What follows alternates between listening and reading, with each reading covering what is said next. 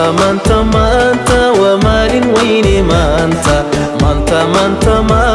مدحين بناني مانتا مانتا ومال ويني مانتا مانتا مدحين بناني مانتا مانتا ومال ويني مانتا مانتا مدحين بناني مانتا مانتا ومهد إلهي مانتا مانتا دتكي مدوية مانتا ومال ويني مانتا مانتا مدحين بناني مانتا مانتا ومال ويني مانتا مانتا مدحين بناني مانتا مانتا ومال ويني مانتا مانتا مدحين بناني مانتا مانتا مركيد الكينة مانتا لمدين كرايا مانتا ومال ويني مانتا مانتا مدحين بناني مانتا ومال ويني مانتا مانتا مدحين بناني مانتا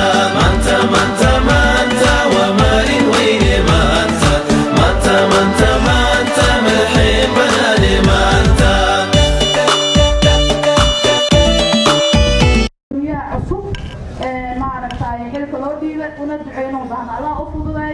gudoomiyaha xilka ka tagay ee u soo shaqeeyay shacabkiisana aan u mahad celino inta uu la joogay waxqabadkiisa iyo dadaalka oo muujiyay aan gudoomiye aad u mahadsan tahay meeshii aad joogto meel ka fiican inuu ilaahay ku geeyaan ilaahay kaaga baryeena sidoo kale waxaan rabnaa in maaragtay aan annaga safarkeena aniga xildhibaanka kaliya ma ahayn inaan xifada ka soo qayb galno waxaan noo wehelisay in maaragtay aan dhiirigelin u sameyno shacabka degan reer degmadan Warshiiq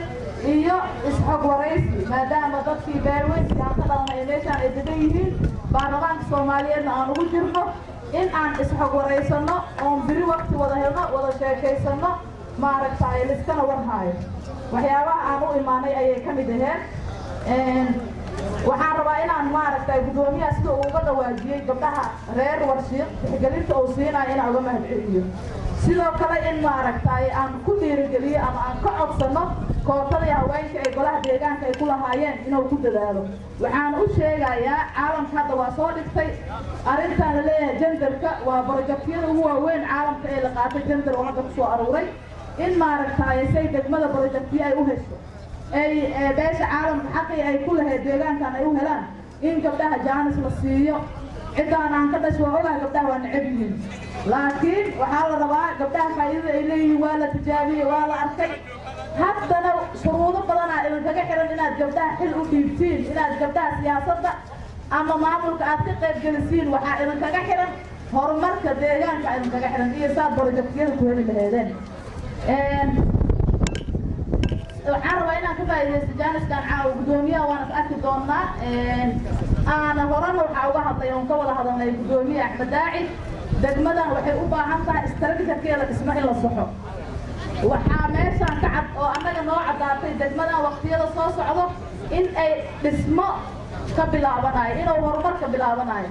inay sidii boos maxaa lahayay oo basiid ay u dhisanto waan kaaga digaynaa gudoomiye waana kaa codsanaynaa codsigaas inaad naga aqbashid oo istaraatiijiyadka qaab dhismeedka degmadan aad qaabaysid oo aad maaragtay shaqooyinka ugu horeeya aad qabanaysid aad ka dhigtidna waa kaaga maaragtay waa kaa codsanaynaa maaragtay shacabka reer Warshiiq aan rabaa inaan u mahad celiyo soo dhaweynteeda diirneed iyo maaragtay maxabeyntoodii iyo nid wanaagoodii iyo siday shacabka Soomaaliyeed meel kasta uga yimaado ee qabiil kasta leh ee dhalasho kasta leh ee degmadan u yimaado dalxiiska si u soo dhaweeyaan magaceena kor u qaadeen waana sharafteen amba wax kastaba ka hor waxaan rabaa inaan u mahad celiyo dadka reer Hirshabeelle guud ahaan gaar ahaan dadka ku dhaqan degmadan Warshiiq hadday ahaan lahaayeen culimaadudiinka hadday ahaan lahaayeen odayaasha dhaqanka oo tuulooyinka yimid hadday ahaan lahaayeen haweenka hadday ahaan lahaayeen dhalinyarada waxaan leeyahay asalaamu calaykum waraxmatullaahi wabarakaatu waan idinkaga mahad celinaynaa soo dhaweyntiina diran marka xiga waxaan rabaa inaan halkan ka salaamo qof walba oo halkan fadhiyo mansabkiisa iyo magaca uu ku fadhiyo inaan ku salaamaa rabaa kama gaaro inaan wax ka kala tagano waa diidaa qof kasta oo mansabkiisa ku salaamaa hadduu laa ilaah intaas kadib waxaan filaa inaa aada loo daalan yahay annaga laakiin ma aana daalino aada u rabnaa fadhigan iyo quruxdan iyo nabaddan 9 saac habeennimo deegaankii doorashadeedii oo la fadhiyo madaxda quruxda badan wada fadhiyaan gabdhihii fadhiyaan dhallinyaradii fadhiyaan waxaan leeyahay culamaa udiinkii iyo odayaashii dhaqankii kulli wada fadhiyaan fanaaniintii noola heesaayo waxaan dareemaynaa raaxo iyo mataqaanaa reerreen ilaa waaga ka barin aan kusii joogi karno waan idinkaga mahad celinaynaa waanu ku soo laalaaban doonaa intaas kadib waxaan dareemayaa inuu daal badan idinka muuqdo waana sababtoo ah xilliga uu nilagu dheereeyey iyo khudbadihii ma raba inaan sii dheereeyo waxaan rabaa inaan 2 kelimo ka hadlo keliya oo kooban degmada amnigeeda markhaati waxaan ka nahay deegaanka Hirshabeelle 9% inuu yahay deegaan amniya markhaati aan ka nahay degmada Warshiiq ayaa tusaale u ah xilligan la joogo iyo waqtiga aan fadhino waa tusaale aad iyo aad ii farxad gelinayo aanan rabno inaan kaga shaqeyno habeenay maalinna aan ku garab taagnaan degmadan ma aan markii horeysa imaade laakiin inaan ku soo laalaabtay aad aan u jeclaanahay insha Allah waan ku soo laalaaban doonaa waxaan rabaa inaan markaa u mahad celiyo dhammaan ciidamada qalabka sida inaan si fiican u dhageystaan rabaa waxaan rabaa inaan u mahad celiyo dhammaan ciidamada qalabka sida gaar ahaan ciidamada xoogga dalka Soomaaliyeed gaar ahaan ciidamada qaybta 27aad ee ka howlgala deegaanada Hirshabeelle hadday ahaan lahaayeen saraakiil hadday ahaan lahaayeen saraakiil xigeenno hadday ahaan lahaayeen dabley ma suura geli lahayn inaan halkaan fadhino noola heeso baashaalno wis'ood ciidamadan la'aantood ma suura geli lahayn ciidamada quruxda badan leh halkaan fadhiyo oo amnigeena sugaayo kuwa jidadka noo taagan ee dhaxanta mataqaanaa ku dhacayso la'aanteeda meeshaan ma fadhinin waa inaan u mahad celinaa sacabna siinaa ciidamada xoogga dalka Soomaaliyeed ee qaybtooda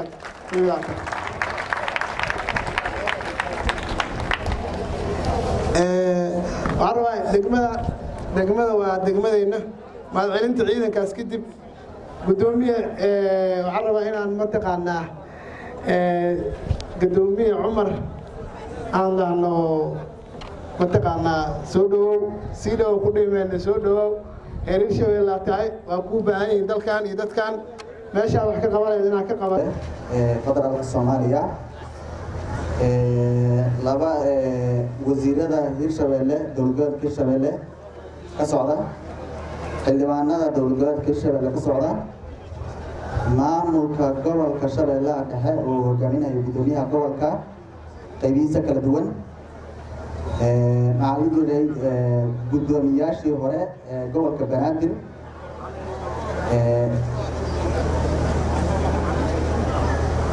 wasiir ku-xigeenka ka socda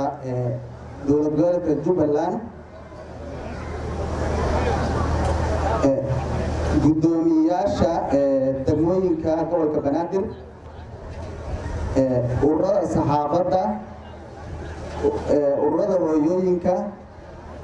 maxaa la dhihi jiray odayaasha iyo cuqaasha degmada Warshiiq culamaa udiinka iyo waxgaradka degmada Warshiiq bulshada qaybaheeda kala duwan kooxaha labada degmada Balcad iyo degmada Warshiiq fanaaniintii halkan wacdaraha ka dhigay dhammaantiin waxaan rabaa inaan igu salaamo qof kastaba mansabka iyo maqaamku meeshan ku fadhiyo assalaamu calaykum waraxmatullaahi wabarakaatuh bacda salaam aad ayaan ugu faraxsanahay inaan ka soo qayb galo xafladan xilwareejinta ay ku kala wareegayaan labada gudoomiye aadka u qiimo badan in badanna ka soo shaqeeyey degmadan warsheekh ee qadiimiga ay tilmaameen fanaaniintii meeshan wacdaraha ka dhigay ay ku tilmaameen degmo qadiimi ah kuna caanbaxday cilmiga diiniga aad ugu caanbaxday khayr allah siiyo culimadii ka soo qayb qaadatay inay culimada Soomaaliyeed badankeed ee ka soo ku baratay cilmiga diiniga halkan ku baratay khayr allah siiyo allah sharfo allah u naxariis intii geeriyootay labada gudoomiyaha soo dhaweynayno Axmed Xuseen iyo gudoomiyaha aan sagotinayno ma dhahaye aan xilka uu kala wareegayo walaalkeen Sheekh Umar Maxamed waxaan leeyahay aad ayaad ugu mahadsantihiin horumarkan qiimaha leh iyo nabadgelyadan aadka u qiimo badan xafladan aad u soo aawsheen aadka u qiimo badan ku kala wareejinaysaan labada gudoomiye xilkooda aan ku kala wareejinayno aad ugu mahadsantihiin waxaan bogaadinayaa in badan laga hadlay waxyaalihii degmada ay ku caanbaxday ay caanka ku tahay degmo qadiimiya oo cilmiga iyo maxaa la jiray diinta aad loogu aflaxay oo ummadda Soomaaliyeed ay ka aflaxeen in badan ay ka aflaxeen haddana ku darsatay bilic iyo qurux iyo dalxiis ku darsatay maxaa la jiray aadaan u amaanaynaa arrintaas waxaana ka shaqeeyey arrintaas oo in badan u dhawar adeegay gudoomiyaha hadda xilka laga wareejinayo iyo gudoomiyihii ka horeeyay oo ahaa walaalkeen Axmed Siidka oo haddana ku cusub xilka insha Allah hadda lagu wareejinayo waxaan leeyahay qof keligiis shaqayn kara ma jiraan waxay u baahan tahay bulshadan reer Warsheekh waxaan aaminsanahay waxaad ku gaarteen horumarkan iyo bilicdan iyo waqtigan taagannahay nabadgelyada iyo wada shaqaynta aad la shaqayseen maamulkan sharafta badan ee in badan ka shaqaynayay inaad garab taagneydeen haddii Ilaahay yiraahdo waxaan ka codsanaynaa marka shacab weynaha Warsheekh inay la sii shaqeeyaan maamulkan cusub garab istaagaan kuna la shaqeeyaan inay loo istaago horumarka iyo maxaa la jiray bilicda magaalada lagula shaqeeyo arrintaas aan ka codsanaynaa waxaan bogaadinayaa gudoomiyaha degmada Balcad oo runtii dadaal badan geliyay saan aaminsanahay fanaaniintii kala duwanaa ee meeshan ku soo bandhigay maxaa la jiray barnaamijka aad ku qurux badnaa ay ku amaanayeen suugaanta ay ku amaanayeen ku cabirayeen degmada Warsheekh iyo waxqabadkeedii iyo hawlkarkeedii iyo barnaamijyada ay qabanaysay ku amaanayay oo aaminsanahay inuu geliyay juhdi badan iyo dadaal badan iyo ballanqaadku ballanqaaday idaacad inuu siin doono degmada Warsheekh haddii Ilaahay yiraahdo arrintaas aad aan ugu amaanaynaa haddii Ilaahay yiraahdo ka wasaarad ahaan marka waxaan rabnaa insha Allah haddii Ilaahay yiraahdo inaan annagana aan ka qayb qaadan doono idaacadaas aanan ku taageeri doono qalabkii ay u baahnayd idaacadaas inaan degmada ku taageeri doono haddii Ilaahay yiraahdo aan barnaamijkan kala qayb qaadan doono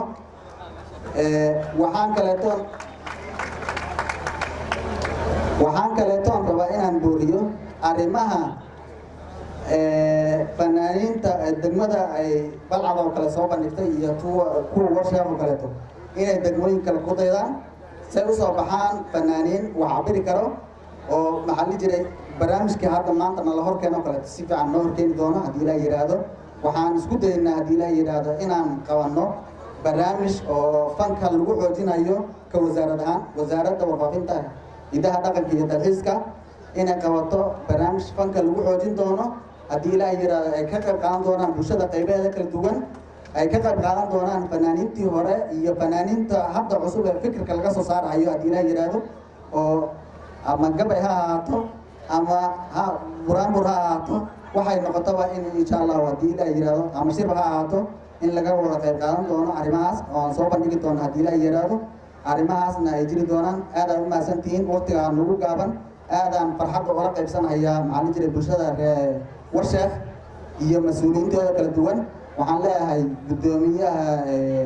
xilka loo magacaabay Axmed Xuseen soo dhawo guddoomiye waxaan sidoo kale taa leeyahay walaalkay Sheekh Cumar guddoomiyihii hore waxaan garabkaadaan taagannahay markasta insha Allah haddii Ilaahay yiraahdo degmadayna kama tagin waa fikirkaada socda shaqada qabatay socota aad u mahadsantihiin wassalaamu calaykum waraxmatullahi wabarakaatuh hadal jeedinta qiimaha badan ee wasiirka wasaaradda warfaafinta dhaqanka iyo mansabka halkan ku fadhidaan intaas kadib uma soo istaagin inaan wax gaar idin yidhaahdo laakiin inaanu dhammaystiro in yar oo aan isleeyahay waa muhiima waa marka hore inaan u mahad celiyo guddoomiyaha degmada Balcad si gaar ah FM-ta oo ugu deeqay degmada Warshiq oo ku mahadsantahay guddoomiye intaas kadib sidoo kale waxaan u mahad celinayaa dhammaan inta ka soo qayb gashay xafladan aad ku quruxda badan intii ay u suurtagal weysay sidaas oo kale oo ayagana waxaan leeyahay waa mahadsantihiin guddoomiye Axmed Daaci waxaan leeyahay si gaar waa mahadsan tahay gaar ahaan waa qaadanay hadalladaadii si gaar ah guddoomiye Shiidka si gaar ah guddoomiye Cumar waxaan leeyahay waa mahadsan tahay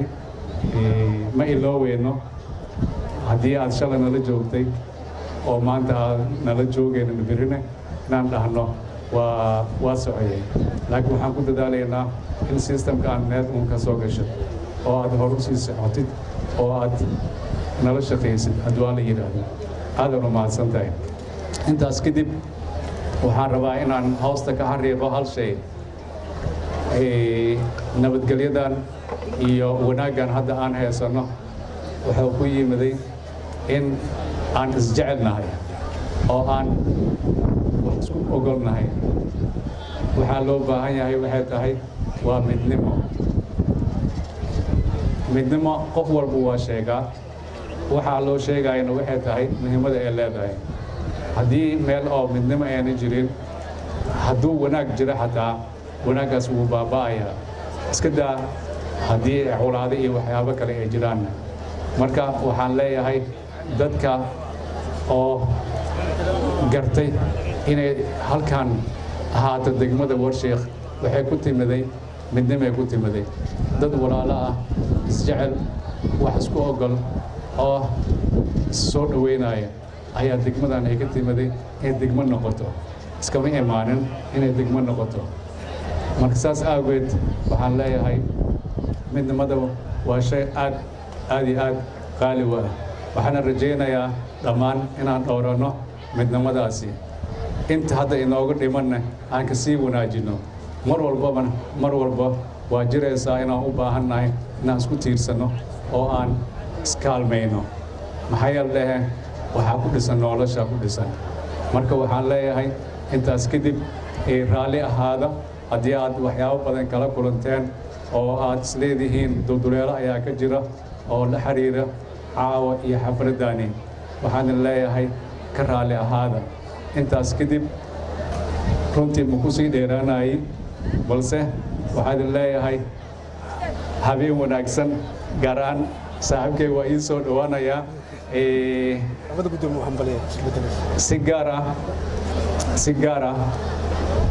si gaar ah guddoomiyihii hore Cumar sidoo kale Shiidka dhammaan waxaan leeyahay waa taqaaniin degmadani wayna idin taqaanaa dhammaan waxay idinku baratay waxay tahay wanaagiina idinku baratay waa sidii hore loo yiri kii hore u baxayna inuu kaabo kan hadda imaahaya kii hadda yimidna hore ayuu u joogay hadda ka horbo inuu meesha ka sii qabto waxaan idin sheegayaa Cumar uma bixin wax kale laakiin isbedelka ayaa nolosha ka mid ah cunuga asagoo yaroo imaanaya kadib wuxuu noqonayaa asagoo ordaya kadib wuxuu noqonayaa asagoo reer sameynaya marka isbedelka ayay ka mid tahay isbedelka ayaa yimiday Cumar waxaan leeyahay aad u mahadsan tahay Shiidka soo dhawaad adigana wassalaamu calaykum waraxmatullaahi wabarakaatuh bismillaahi raxmaani raxiim xildhibaanada baarlamaanka federaalka ah labada aqal wasiirada dowlad goboleedka Hirshabeelle gudoomiyaha gobolka Shabeellada Dhexe iyo ku-xigeenadiisa iyo gudoomiyaasha degmooyinka gobolka Shabeellada Dhexe gudoomiyihii hore ee degmada Wadajir Halyaay Axmed Xasan Cadow Axmed Daaci ururada bulshada haweenka dhalinyarada Hirshabeelle oo gudoomiyaheeda caawa xafladda fadhido ciidamada qalabka sida ee ammaanka aan halkan caawa 7 saac ee habeenimo aan uga sheekaynayno ammaankooda lagu jiifo labada gudoomiye ee midna aan soo dhaweynayno midna aan sabootinayno bahda saxaafadda ee isu imaatikan halkan aan isugu nimid ka shaqaynaya ee caalamka gaarsiinaya odayaasha dhaqanka dhammaan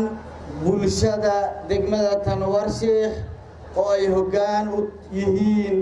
culumaaddinka sharafta iyo karaamada naga mudan waxaan idinku salaamayaa aniga iyo madaxda iyo shacabka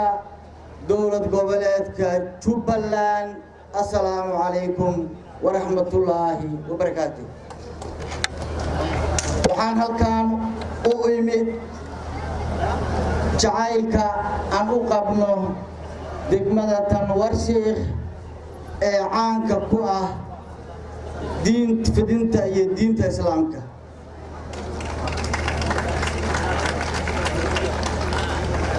iima suura gasheen waxaan ka mahad celinayaa soo dhaweyntii qiimaha badnayd ee la iigu sameeyay waan ka mahad celinayaa waxaan rabaa inaan hal iyo labo ilaahdo gudoomiyaha cusub iyo gudoomiyaha halkaan aan ku sagootinayno gudoomiye waad ku mahadsan tahay howlihii aad qabatay degmada tan muddadii aad ka shaqaynaysay waana kaaga mahad celinayaan bulshada qaybaheeda kala duwan ee degmada Warshiikh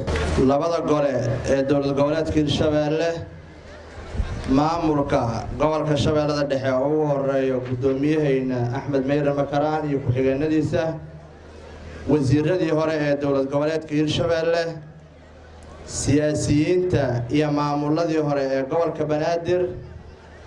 odayaasha dhaqanka iyo culumaaddinka qurbanjoogta iyo bahda saxaafadda abwaaniinta iyo fanaaniinta iyo askartii saraakiisha salaamu calaykum waraxmatullaahi tacaala wabarakaatuh bacd salaam waxaa dib u dhigtay labada gudoomiye ee xilalka ku kala wareegayo saaxiibkay gudoomiyihii hore عمر محمد عمر أهل خير يا صاحبك كورنيل أحمد حسين أحمد تاجر والنقضي قدوميه اللباد الدقمة أنا أوجه أنت كورقبة وحديه ودكتي أنا أقول بلشة الأربع العاد سلانو قصده قاركودنا يسنهري وياه بين واسعين يقوم جوجيهين وحاسلان تاسوسنا reer Warshiikh oo ugu horeeyay sheekayna Sheekh Qaasim Sheekh Cabdi iyo labadiisa gudoomiye ee midna xilka la wareegay midna laga wareejinayo waxaan rabaa inaan hadalkayga ku bilowdo gudoomiyahaygi hore Umar Maxamed Umar Al-Khayr inay yiraahdo gudoomiye degmada kama tigin walaalka ku wareejisay inaa ka tagtaan laga ma raba inaa garab taagnaataa laga rabaa meeshay ka dhimantaa ka dhameystirtid meeshay u dhimantaa inaa u tiraahdid meeshay qabyada ku aheedna u tilmaantay tiraa bartaan ee qabyakeeda ka dhameystir waxaan rabaa gudoomiyaha cusub asina inaa yiraahdo walaalka kama maarantid waa hormuudkaadii ka horeeyay waxyaabo badan og anigoo ogahay labadiinaba inta ka qabateen degmadan haday tahay amni haday tahay isku xir bulsho hadday tahay dalxiisayaal amba nabadgelin in la nabadgeliyo dadka loogu yeero inay deegaankan u yimaadaan inay ku dalxiisaan waxaa ogahay labadiinaba inta aad ka qabateen maada idinka gaarto waxaan rabaa inaan baaq u soo jeediyo bulshada reer Warshiiq heer Warshiiqow waxaa haysatiin fursad aysan haysanin degmooyinka gobolka Shabeellada Dhexe waa inaad ka faa'iideysataan maxaa yeelay waa degmada kaliya ee Shabeellada Dhexe ka madax bannaan cadowga nabadiidka aysan daraf ka joogin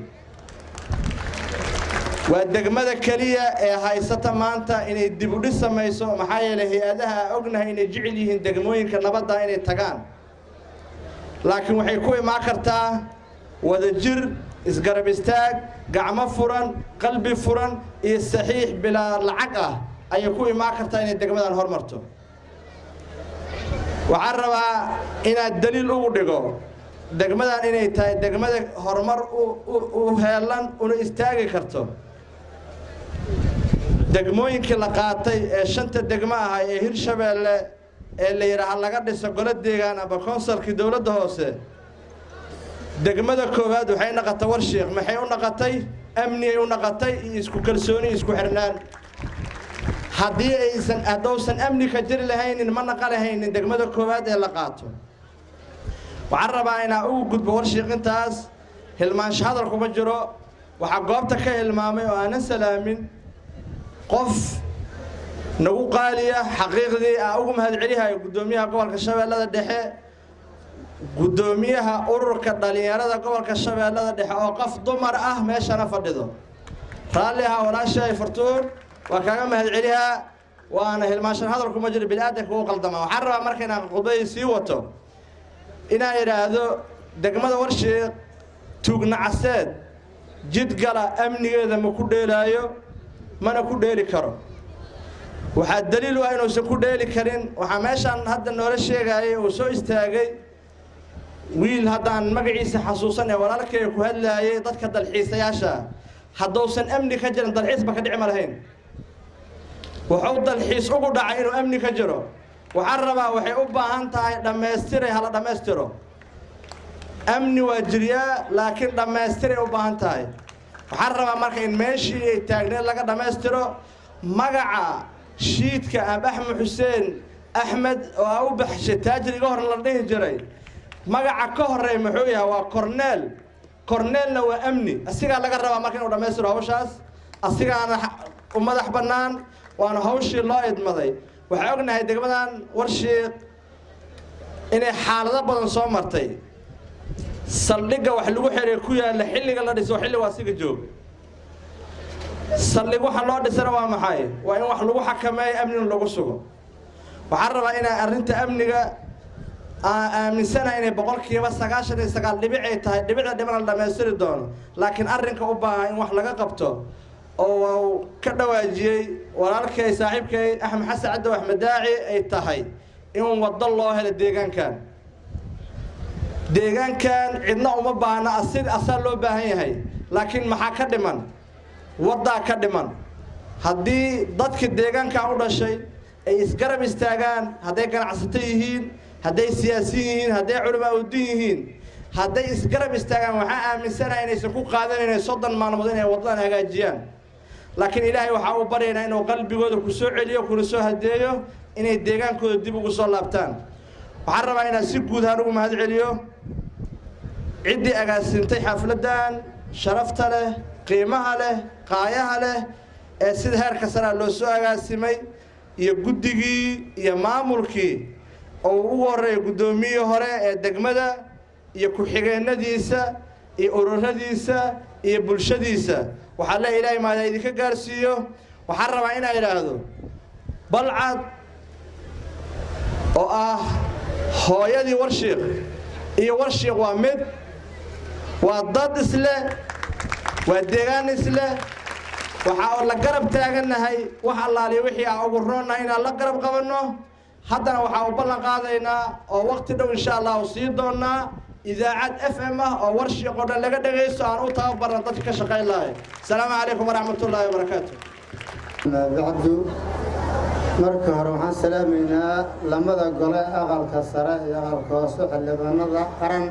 ee halkan cawada nagala soo qayb galay waqtigooda qaaliga noo soo huray gudoomiyaha gobolka Shabeellaha Dhexe labada gole ee maamul goboleedka Hirshabeelle gudoomiyaasha degmooyinka Balcad Raagaceelle iyo gudoomiyaashii hore ee gobolka Banaadir ee ayagana caaw halkan waqtiga qaarigooda lagu soo horay oo ugu horeeyo Axmed Xuseen Cabdi Axmed Daaci oo dhihi karno waa oday Soomaaliyeed inkastoo aniga ma taqaana aan isku wili hor fadhiisan laakiin maqalkiisa aan aad iyo aad u qabo waxaan salaameynaa kale gudoomiyaha ku-xigeenadiisa gobolka Shabeellaha Dhexe ilma hadal kuma jiro ururada bulshada rayidka bahda saxaafadda ganacsatada culimada aqoon-yahanada odayaasha dhaqanka oo dubdhaxaadka ah dhammaan inta aan saraakiisha ciidamada qalabka sido qaybahooda kala duwan ee saraakiisha ciidamada ilaa debley ilaa generaal waa salaamayaa waxaan salaamayaa gudoomiyaha cusub Axmed Xuseen ekis Cornel ahna haddan gudoomiyaha degmada Naqadoona waa salaamayaa waxaan salaamayaa ururada haweenka ayaan salaamayaa gaar ahaan gudoomiyaha ururka dhalinyarada gobolka Shabeellaha Dhexe walaashay Fartuun iyo dhammaan bulshada qaybaheeda kala duwan cid kastaba teetalka ay ku fadhido cidaan iloobane farxadda naga badatay helma hadal kuma jiro afwan aan leenahay wassalaamu calaykum waraxmatullaahi tacaala wabarakaatuh marka hore aad iyo aad waxaa mahad iskale rabbigana khalqay ee na abuuray min nutfa naga abuuray oo mahad celinaynaa waxaan kaloo u mahad celinaynaa in maanta aan joogno annagoo soo marna duruufaha faraha badan ogtiin inaan isbedelno aan joognaa waxaa noo bilaaban raad dawladeed iyo system dawladeed ayaan cagta ku haynaa waxaan ka codsanayaa bulshada Hirshabeelle midda Soomaaliyeedba in la ilaaliyo raadkaas lana xoojiyo waa ilaahay mahadiis inaan wax kala bedelno waxaad ogtiin 91-94 wax ma la kala bedeli kare maya maanta raad baa noo bilaaban raadkaas asaga ah waa inaan xoojino oo gaarsiino doorashooyin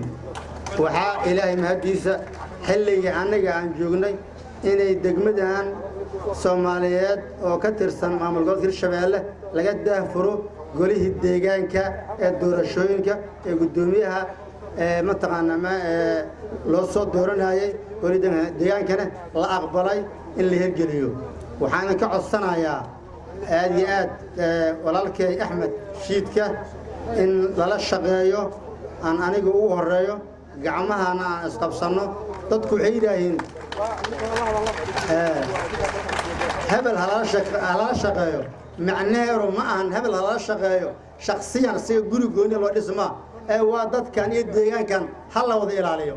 marka in saas loo fahmaan rabaa waxa degmadan ka qabatay adoo ka soo jeedo Axmed uma qabane dadkaaga iyo deegaankaaga aad u qabatay war saas qalbigaaga gili waxaan leeyahay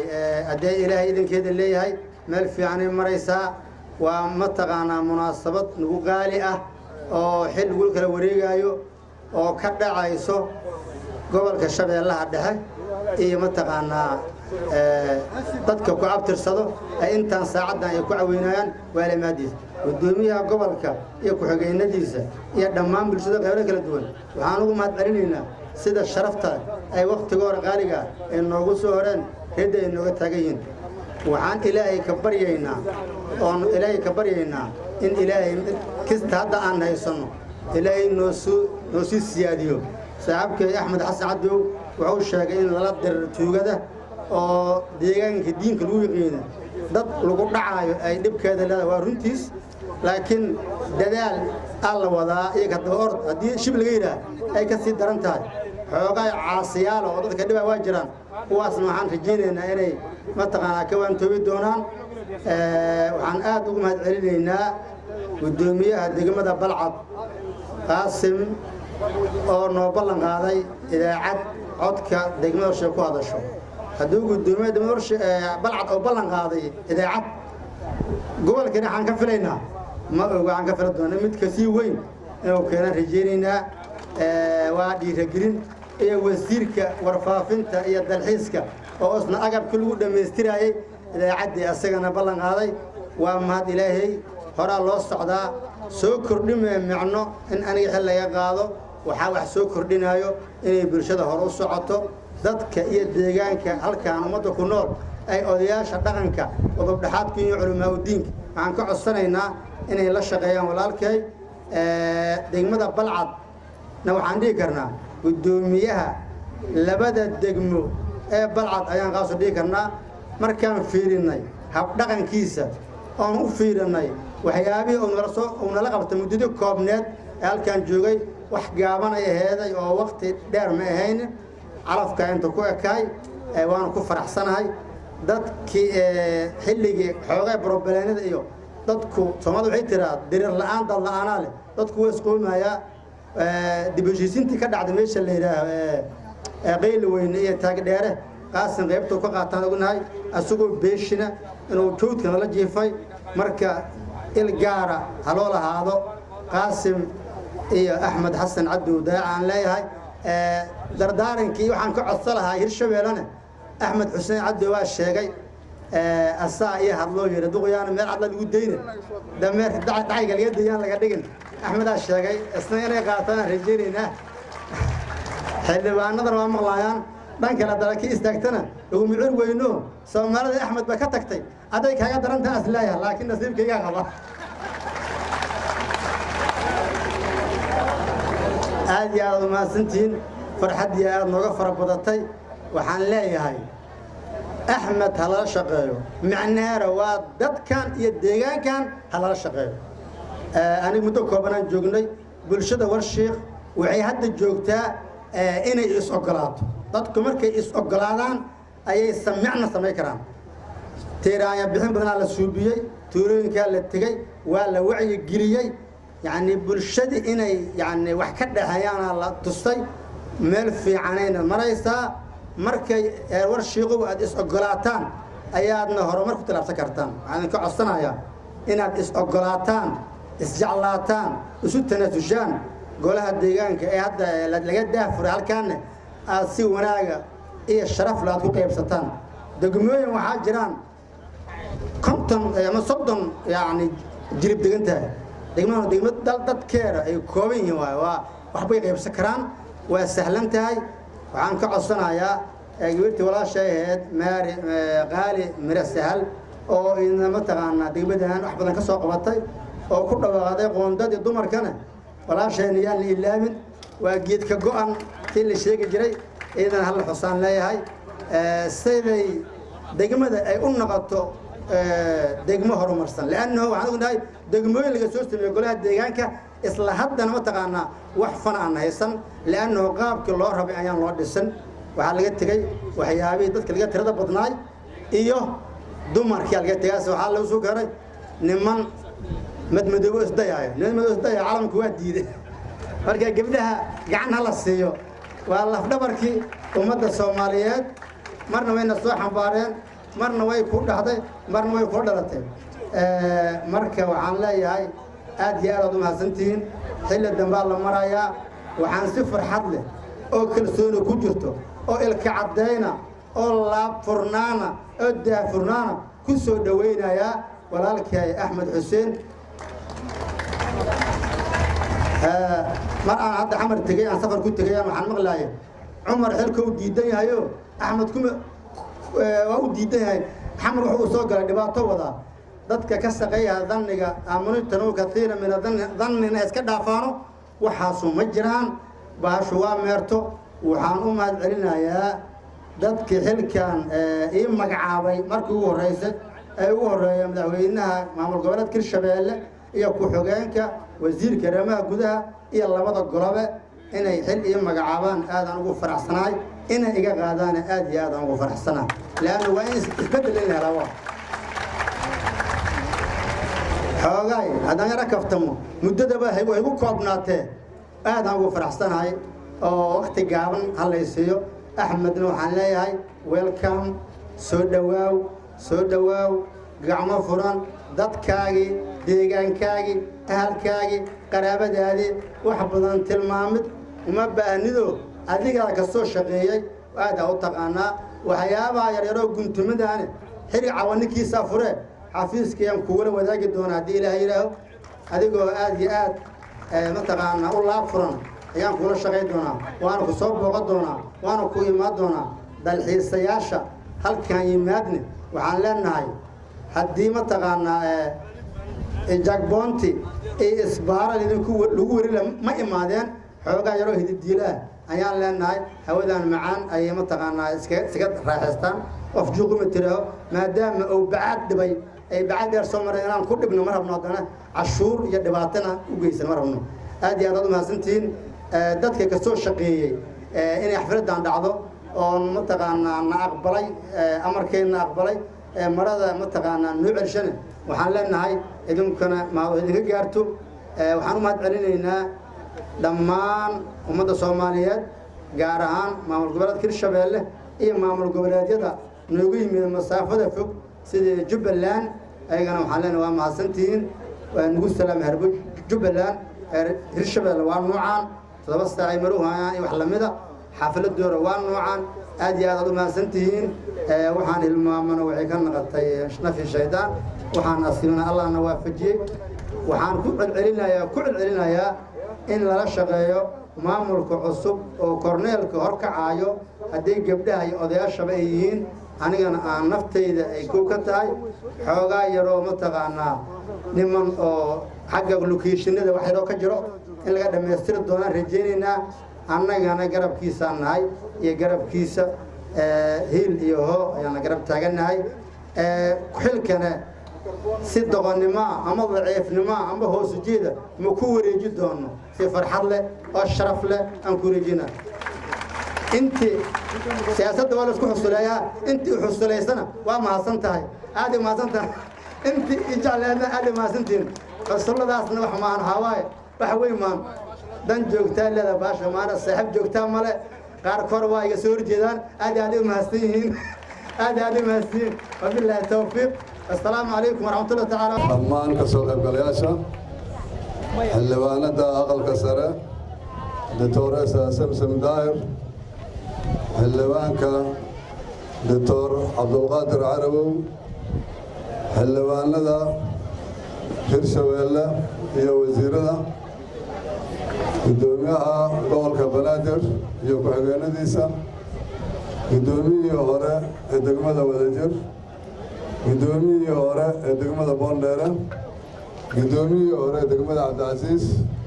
gudoomiye ku-xigeenka cadale iyo dhammaan marti sharafta ka soo qayb gashay iyo wasiirka warfaafinta hirshabeelle iyo ku-xigeenada iyo wasiirkii jubbaland noogu yimi martida ahaa master mahad fanaaniinta gudoomiyaha degmada balcad saraakiisha ururka habeenka gudoomiyaha dhalinyarada gobolka shabeellaha dhexe gudoomiyaha ururka habeenka degmada warshiiq fanaaniinta xidigaha xeebta warshiiq fanaaniinta balcad baan fanaaniinta kale qurba joogta dhammaan iyo barbaarta gaashaaman oo caawa halkan fursad laga siinin dalxiisayaasha saraakiisha dhammaan waa mahadsantihiin bacda saxaafadda assalaamu calaykum waraxmatullahi wabarakaatu intaan ilaawsanayna iga raali noqdaan salaan bacdi waxaan aada ugu mahadcelinayaa oo meeshaan ilaabay gifty of governance waxaan aada ugu mahadcelinayaa ka soo qaybgalka wanaagsan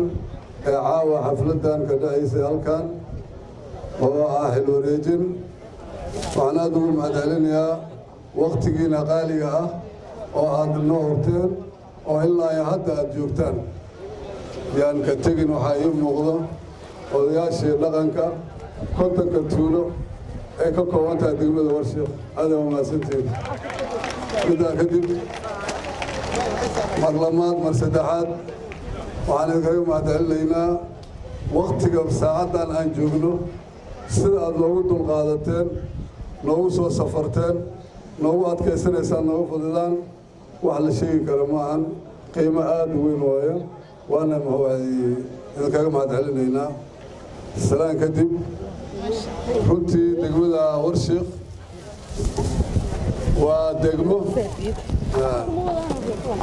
waa degmo qadiimi ah oo fac weyn waqti meeshii loo baahnayna maanta ma joogto laakiin degmooyin fara badan oo magacaabistii ka hor qaatay ayay maanta ka horeysaa waxaynu ku gaartay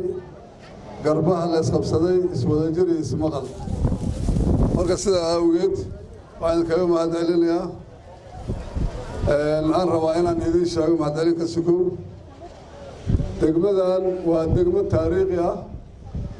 oo lagu yaqaano barashada diinta waxaa kaloo lagu yaqaanaa gumaystihii caddiinka ahaa waa degmadii ugu horeysay ee sarkaal looga dilo gumaystihii talyaaniga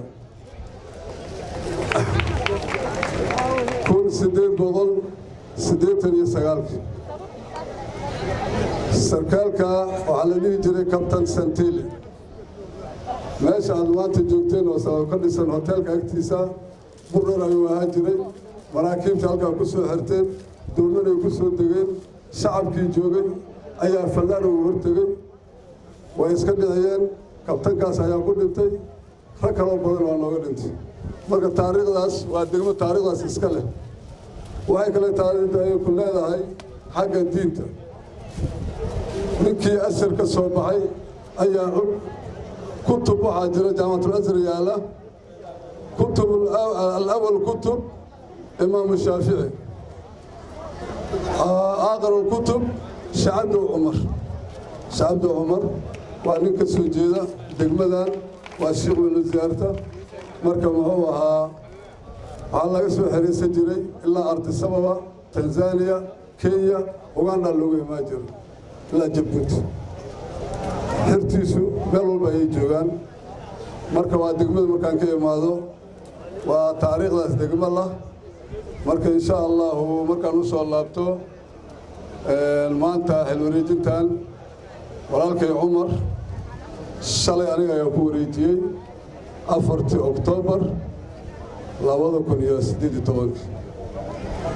aniguna hore ayaan u joogay waxaan kala wareegay nin kale walaalkay ah Axmed Xasan la yiraahdo 2015 labadii Luulyo 3 sano ayaan joogay dabadeed waxaan ka wareegay 2018 8 bilood ayaan ka maqnaa nasiib wanaag codsi weyn oo noogu yimid shacabka iyo meel walba waan ku soo laabtay iyadoo nasiibkana uu jiro maanta caawa oo la joogo 6 Agoost aad iyo aad ayaan ugu mahadcelinayaa intii muxuu ahaa ka soo qayb gashay alxamdulillaah waxaan rajaynayaa in halkay joogtay aan ka sii wadi doono adwaa la yiraa markaan ka tegayay 4 Oktoobar 2018 meel bay joogtay caawana meel bay sii joogtaa waxaa la diyaariyey gol iyo konsolka oo mar dhow muxuu adwaa la yiraahdo la dhisi doono halkii uu soo joojiyey uu soo gaarsiiyey gudoomiye Umar ayaa aniguna ka sii wadi doonaa waana ku mahadsanyahay walaalkay sidaanu ku tegay ma doono taladiisa iyo tusaalihiisa mar walba u baahnaa weli nala joogi doona adwaa la yiraahdo markaan u soo laabto guwaabintii gudoomiye hore Axmed Daaci waan qaadaynaa sida xogo wax loogu sheegay xogo waa ka duwan tahay waa la dadaalay laakiin wax bartood way jiraan insha Allah tuugada inaan sifayno waa muhiim ma la ogolaan karo in culummada korkeeda mar walba wax lagu dilo wax lagu dhaco waxaan ogolaan karna maahan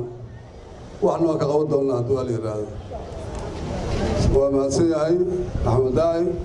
walaalkay Qaasim kaalinta libaax oo caawa oo ka qaatay xil wareejintan mid aan ilaawi karna ma ahan haddaan reer warshiiq nahay mudana guddoomiye soo dhowaaw waan ku soo dhaweeynaa baaldaa waad noogu qoran tahay degmooyinka kalena waa nooga duwan tahay insha allahu ballanqaadkii aad samaysay oo idaacaddii FM-ka ahayd degmadan runtii way u baahneed waana baadagoobi jirnay waana raadi jirnay meel sahlan ayaad caawa ka keentay aad iyo aad ugu mahadsan tahay reer warshiiq dhammaan way kaaga mahad celinayaan muxuu ahaa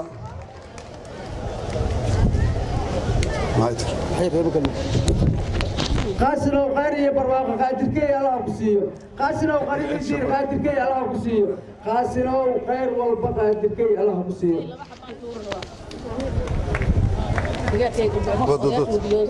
Mudulku waa koron karo koobiya laba maahan ariya bebe qabaan wiilalka ciyaaqaan korneel la sarey qabaan kaartanina dejiyo gawaarigaasha manguutooyin hagaayaan ragga garaa dagaale gobolkay ka talinayaan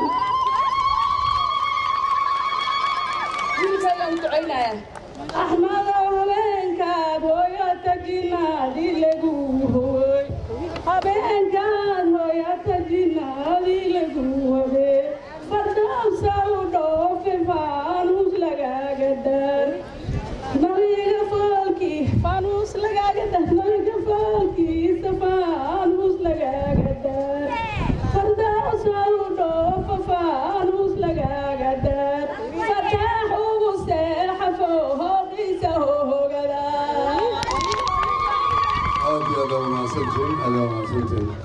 markaan u soo laabto dhisidda golaha konsolka biisha caalamka sida loo sheegayba bartilmaameed ay leedahay ay hiigsanayso in loo dhiso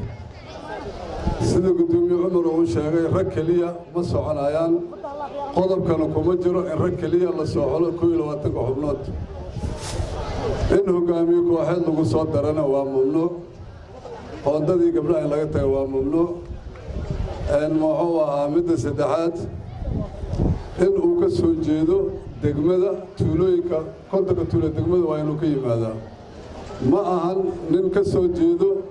degmo kale inuu qaato xuquuqda degmada ninka lahaa inuu qaato ma ahan nin meel kale ka shaqeeya ama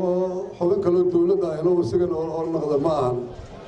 marka waxaan rabaa reer warshiiq inay horta ku baraarugaan arrintaas fursadda wiilashooda inaysan cid kale ka qaadanin ee iyaga horta ay wax dhistaan marka middaas waa dardaaran warka waa ku dheeraaday waqtigana waa aad uu dheer yahay rag culusna waa iga dambeeyaan oo wax badan dhici lahaa xildhibaan carabow khaasatan waa xildhibaanka ugu fircoon xildhibaanada ku xisaabtama degmooyinkan ama gobolladan sida gobolka shabeellaha hoose iyo banaadir iyo shabeellaha hooseba waa nin